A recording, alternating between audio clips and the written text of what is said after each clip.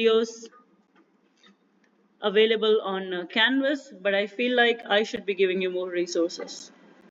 Okay, I have given you 4 examples, okay? For function, the first one, A, I have domain real numbers, codomain real numbers. Function is a constant, right? Y is a constant value. And what is Y by definition? It's definitely everything by definition. Oh, it's not strictly increasing, right? Because strictly increasing doesn't have equality, remember? So we cannot say that it's strictly increasing. So for function A, it's increasing and decreasing. By definition, it satisfies the definition. What about injective, surjective? Do you remember injective was if a function, every point has a unique output. Every point has a unique output. It becomes, now there could be leftover here, so we don't care. But this is a one-to-one function. Go to your notes and figure it out. Does every point in my domain has a unique output here? They all have the same output. So in this function, for number A, let me draw the graph here. For number A, all of the values of x only go to one value. Right? This is clearly not 1, 1. So this cannot be injective. What about surjective? What is the definition for onto? Do you recall? Onto is when everything, when your codomain is equal to the range. Range is the function matches values, right? If there is leftover here, okay, there are leftover values in my codomain, then it's not onto or surjective, same thing. Do you think I'll have leftover? The codomain is the set of real numbers, okay? And all the function values are going to 1. What about the rest of the real numbers? They will never be mapped because no matter what you have here, it's going to 1. So what about 2, 3, 4, 5, 6? They're leftovers, right? So the set of real numbers is clearly not equal to range because the range is just 1. It's not surjective. Make sense? That's how you think. Now, let's go to example 2. Now again, I have the function f going from R to R. Function is sine x. Check which of the property it has. What is sine x? Can you draw the graph of sine x? This is just for your understanding if you remember how to solve this. Okay, that's all I care about. This is sine x, right? It's a periodic function, goes to 0, comes back to 0 at, is it pi or 2 pi?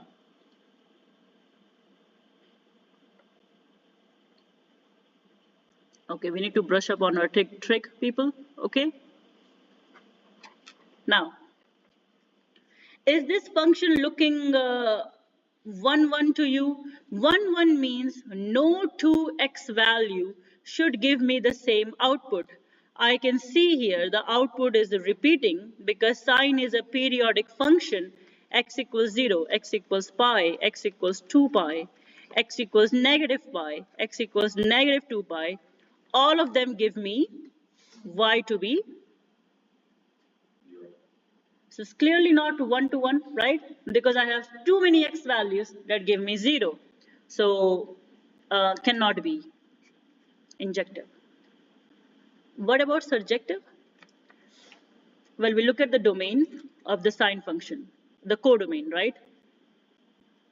The codomain is all real numbers. And what? Huh? Same as A, right? But what are the outputs?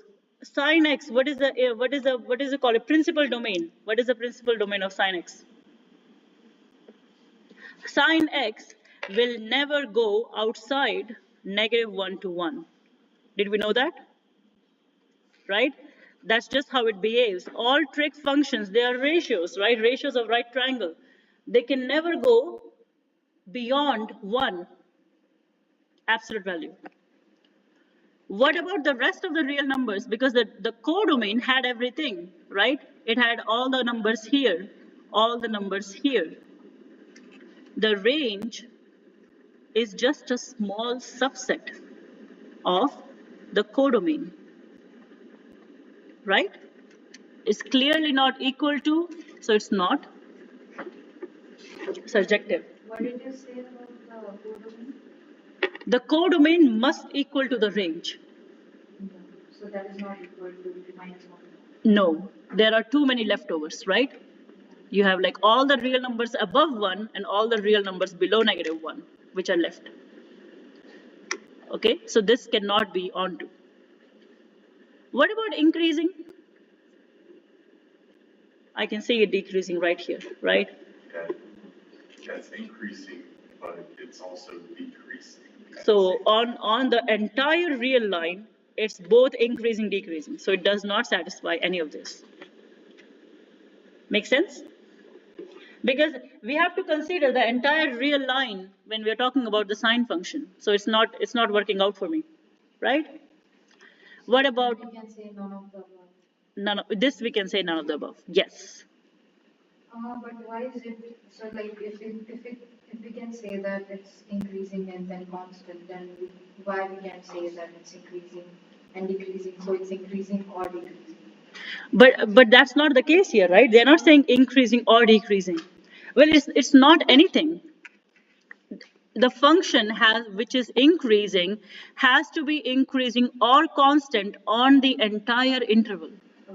But it's increasing, and I'm coming to your point. Great point, Aditi. I'm gonna bring it up in a minute here.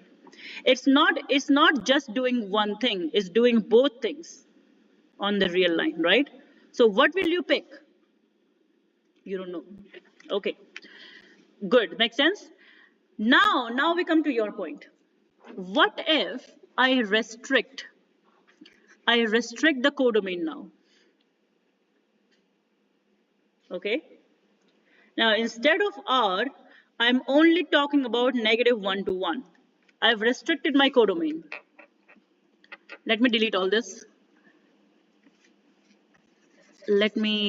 I hope you took notes. I'll post it when I'm posting notes. I'll write all this back nicely so that you can read through it. But let me delete all this, and this. Now you know what is happening now in part C. I'm going from the real numbers, but my codomain is only -1 to 1. Function is the same. So what is the difference? What do you think? How does it make a difference to my values now? So now it can be surjective. Awesome. Are you getting it, everybody else? The only difference it makes is now I'm only talking about the codomain as -1 to 1, and that's the range, right? Sine function takes values between -1 to 1. So now the codomain equals the range, which is -1 to 1, right? So the function becomes onto. But that's the only change. It's still not 1 to 1, it's still not increasing or any of those. Right? Because I've only restricted codomain, and you see how what a difference it makes. So now let's restrict the domain. Now I'm going to restrict the domain going from -π/2 to π/2, and I'm going to use the restricted codomain. Okay, so let's see how it looks like. So instead of this graph, I don't need to consider the entire real line anymore, right? I can only consider going from negative pi by 2 all the way up to pi by 2, and I only need to consider, so we are just taking a section of the curve. We are only taking a section of my sine pi by 2 is negative 1, okay? And it goes like this. Now you tell me, is it increasing?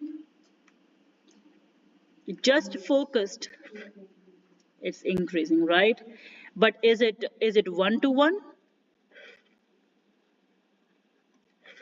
Every x value you pick in your domain now has a unique output, right? You see, the outputs will never repeat. Does it make sense to you guys? Brody? Does it make sense? Because the outputs are never repeating now, because I've restricted it. I'm only looking at a zoomed out image of sine x, right? So is this becoming 1, 1 now? Yeah. What about surjective? Of course. What about increasing? Yeah. What about strictly increasing? Exactly. Decreasing, well, it can't be all of it, right? It's not like a magical function. But it ticks a lot of boxes, right? So what did you learn? If I restrict the domain and codomain, that changes things. Now, when you were doing AP calculus in high school, you would have realized that the inverse of trig functions exist only on the restricted domains and codomains. Remember? Because a function has to be both injective, surjective to have an inverse, and that's why we use it. Okay, so this was just an activity to just show you, make sure the concept works here.